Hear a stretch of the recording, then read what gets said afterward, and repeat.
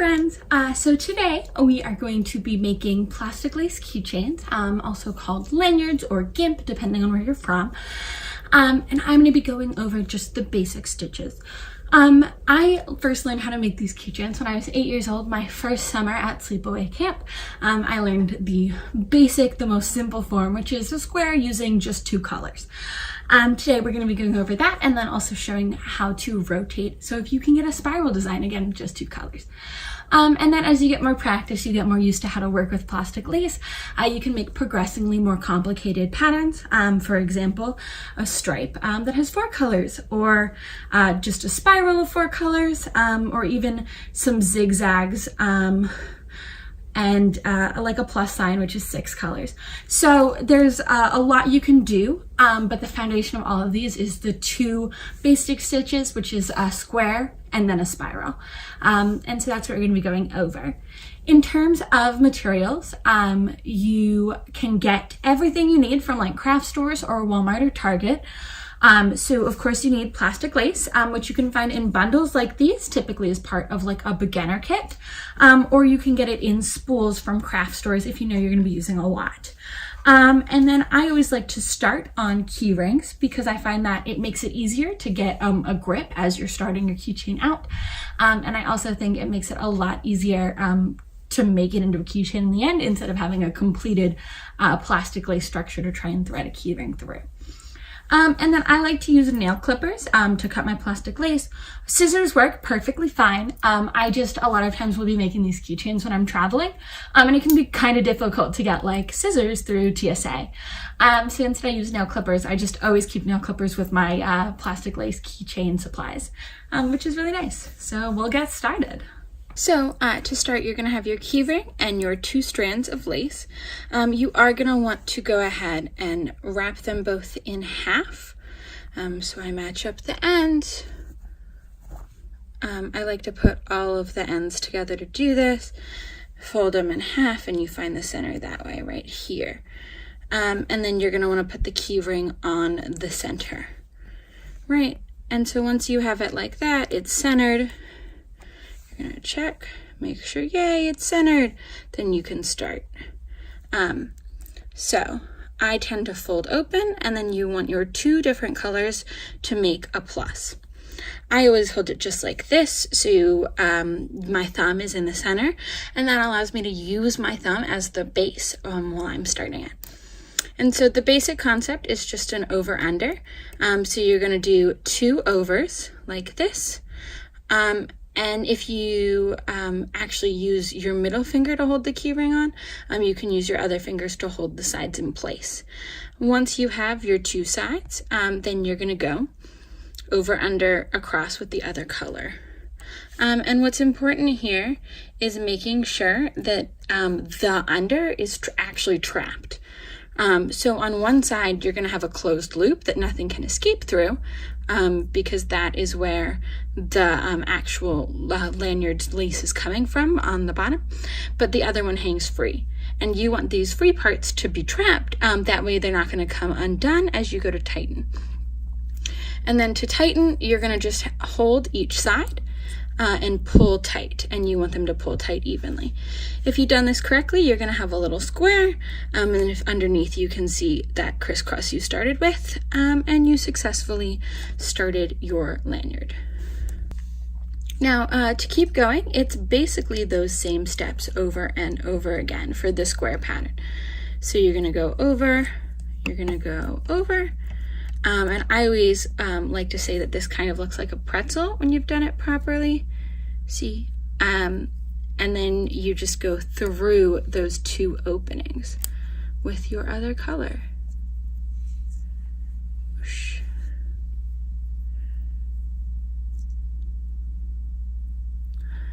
And again, you're going to have that crisscross, and you can just pull it tight. And you do not have to pull these super tight if that's not where your capabilities are yet. The biggest thing is consistency. You want all of your layers to look the same in the end. Yeah, and you're gonna literally just keep repeating these steps. And so I'm gonna do probably like 4 layers of square, and then show how to do a spiral to change things up. And in the end, this keychain is gonna alternate between square and spiral. That way y'all learn both stitches, and I have something a little interesting to work on.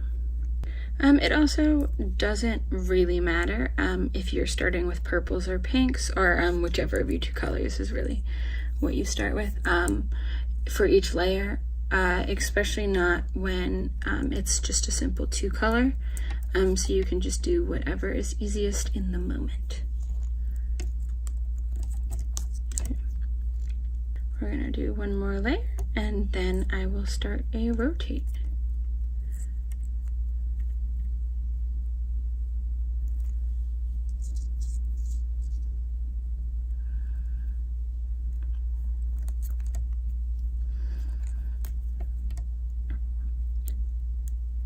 So with that square, you just keep replacing them in the same spaces, right? To do a spiral, you do a cross. So instead of putting your purple back over where it already is, so straight across, you're gonna actually do it diagonal in the corner. So it's gonna be outside the other purple, have the other purple do the same thing, so they are switching which side they are on, and then when you follow that natural over under, making sure all ends are trapped, it's gonna force that spiral. And you pull tight, and you'll notice that it is a little more circular than it was before. And so again, I'm gonna do a couple more layers of that, following that crisscross. So again, diagonal, diagonal,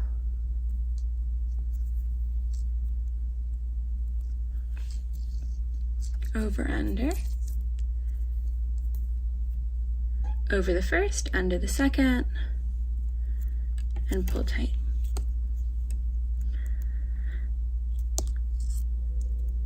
And diagonal, and diagonal, over, under,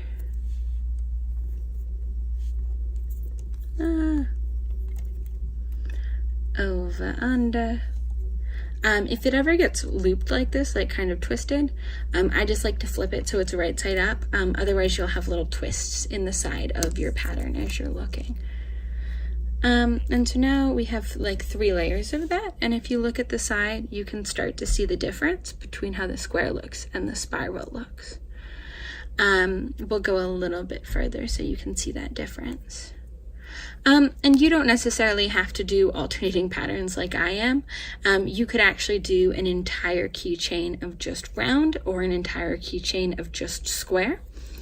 The only thing is, I would say that you do normally typically need to at least start out with that square base. It might be possible to start with a rotating, but I've never managed for the base. I normally will do the base. Sometimes I like to do 1 more layer of square just to have a little bit of a solid foundation, and then after that foundation is done, I'll start doing a spiral if I want a full-on rotating. Another thing with the spiral is if after a couple layers I decide to do a square and then go back, it'll rotate in the opposite direction. That's not something that is really obvious when you just have like a simple 2-color pattern, but once you start to have more complicated patterns, you can start to get a zigzag pattern by just doing a consistent number of spirals and then have 1 square in the middle, and then go back to your spiral. Yeah. And so now I'm gonna count my layers to see how we're doing. So we have 1, 2, 3, 4, 5, 6 of that square. 1, 2, 3, 4, 5. So we want to do 1 more spiral before we'll go ahead and go back to a square pattern.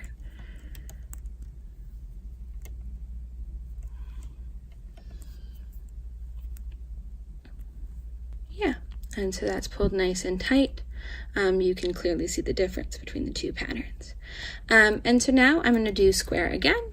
So instead of going diagonal, I'm having the pink go over where the pink already is, have it go over where it already is, do that over under,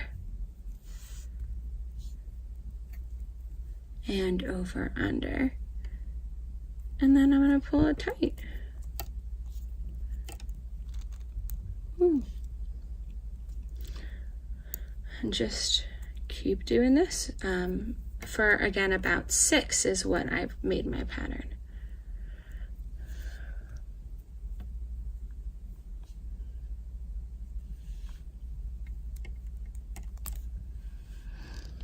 I will say it's a little different doing this in front of the camera, where I have to be more aware of where I am in relation to the frame. Normally I'm just making these in my own space, so I don't have to worry about accidentally like moving the keychain out of frame or covering the camera with my hand as I'm tightening a strand out. So hopefully this is a continuous enough recording.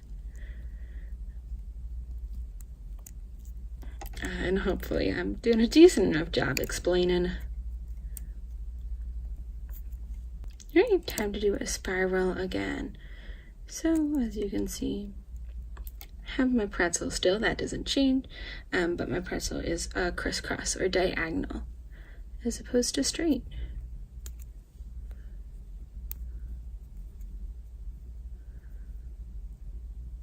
And you can very clearly see the square and then the spiral and then the square, and how it's starting to spiral again already.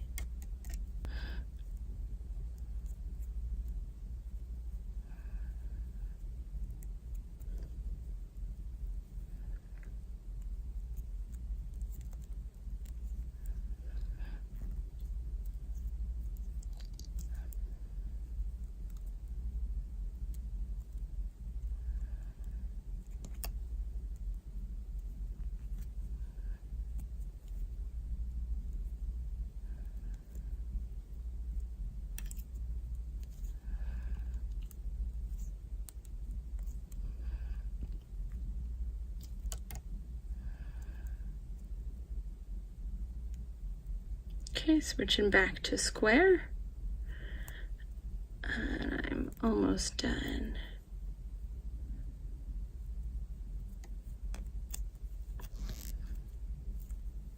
Ooh, as you can see, sometimes when you switch between the square and the spiral, it takes a little more effort to get it to pull tight and set, but you can do it with just a couple extra tugs.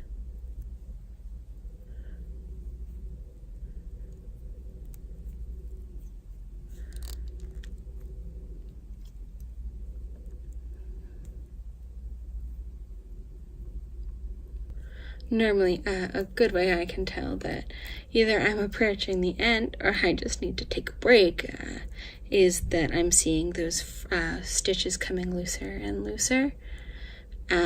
Sometimes, just depending, I'll take a break at that point, or I might call it quits if it's a more basic keychain like this, and I'm happy with how the length looks.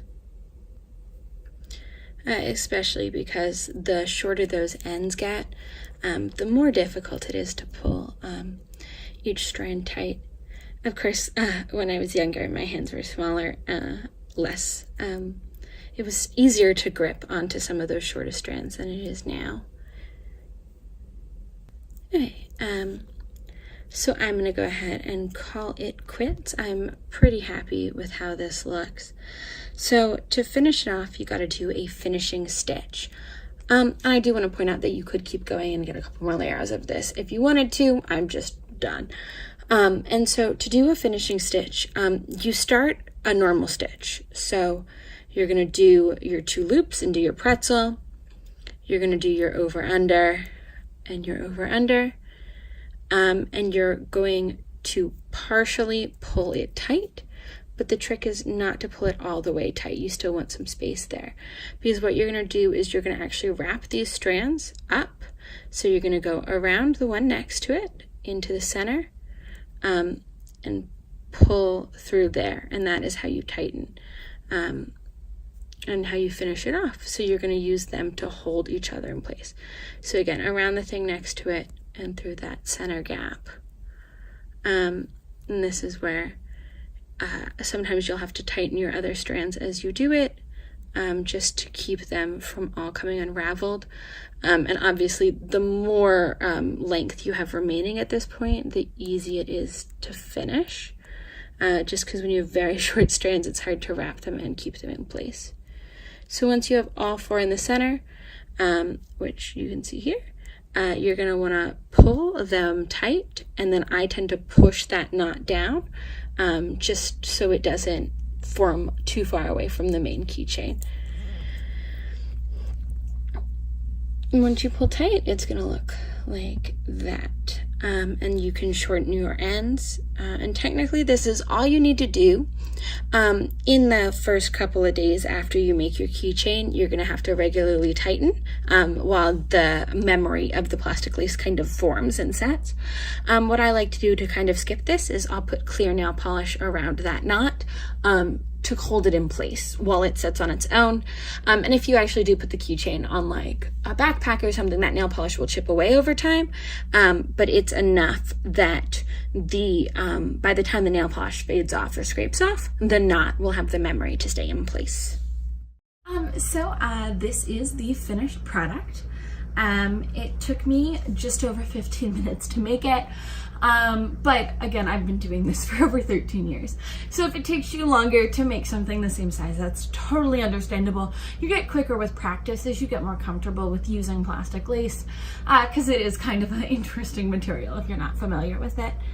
And so as you can see, we have our square section, and then our spiral, and then our square, and then our spiral, and then our square, followed by our knot at the end. And I do have clear nail polish on that knot, and I trimmed the ends just to make it look a little cleaner. And you have a cute little keychain. These are so useful for like luggage tags, because just the odds of someone having an identical lanyard to you and their luggage is very small. So if you have like a basic black bag, these can really help differentiate them. They're also useful for putting on car keys, especially if you're making like a bigger one. It's something that really stands out texture-wise in your purse or your pocket. And in general, I just find them fun to make. In this video, you should have learned the 2 basic stitches. You learned quickly how to start one, which is just the square stitch. And then on top of your square stitch, we learned the spiral stitch, which are the foundational stitches of all lanyards or gimps. Yeah, so thank you so much for watching, and let me know if there's anything that you would want to see me teach you how to do. Okay, thank you.